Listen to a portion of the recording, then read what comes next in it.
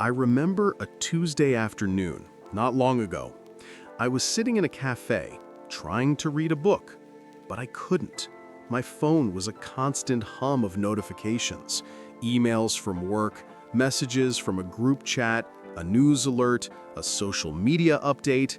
It felt like the world was shouting, and my own thoughts were just a whisper I couldn't quite hear. In a moment of frustration, I turned my phone completely off.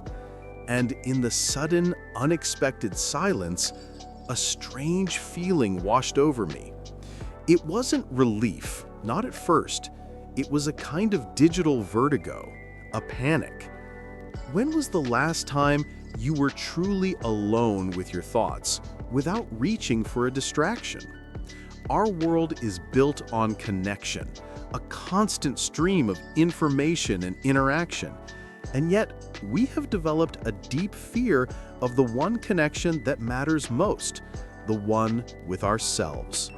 We often confuse being alone with a state of suffering. But what if I told you that loneliness is the pain of being alone, while solitude is the glory of being alone? This is a journey into that glory. This is about rediscovering the lost art of being alone without ever feeling lonely. Part 1 of our journey must begin with understanding our collective fear. Society has written a script for us, and it says that a life well lived is a life filled with people, events, and noise. Being alone is often seen as a problem to be solved, a sign that something is wrong. We see pictures of people surrounded by friends and equate that with happiness. The quiet night in is something to be endured, not cherished. This external pressure creates an internal anxiety. The moment we are left in silence, we feel an urge to fill it.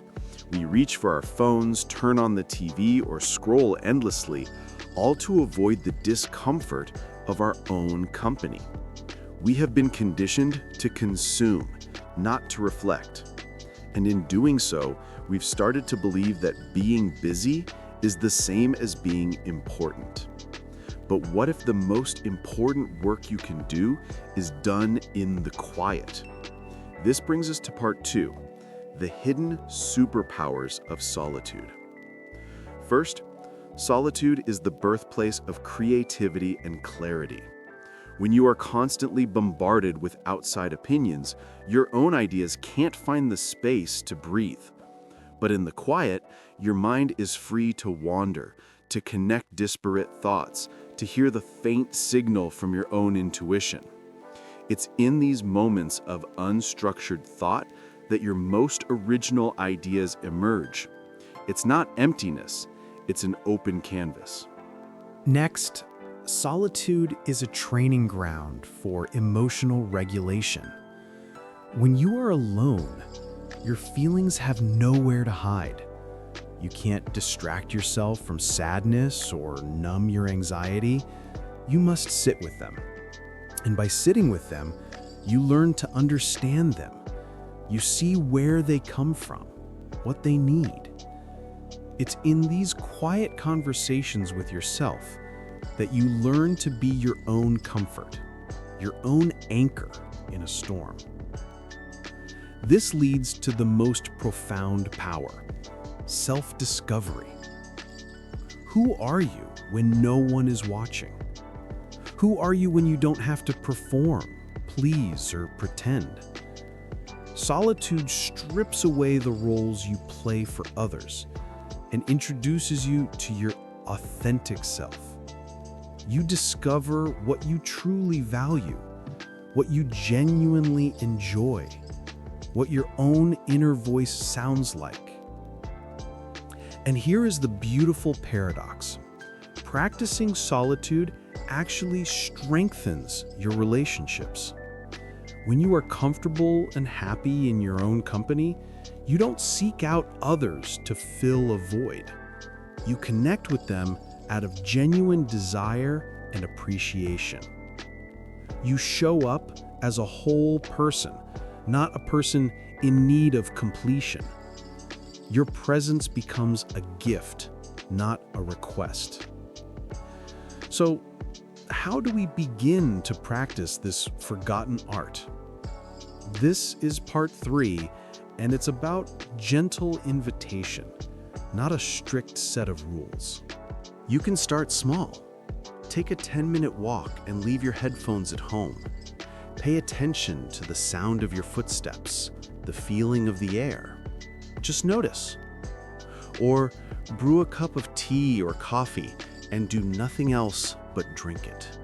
Resist the urge to scroll. Just taste it.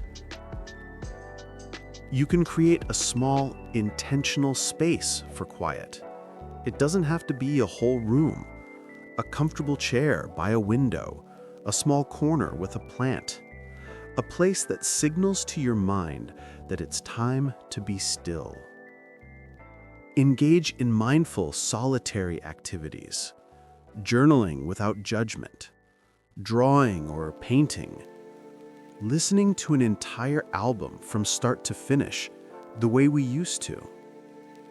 Think of it as a date with yourself, an act of radical self-respect.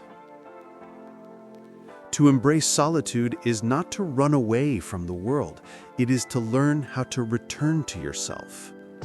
It's building a home inside your own heart, so that no matter where you are never truly lost.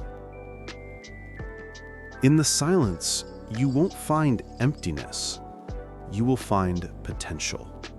You will find peace.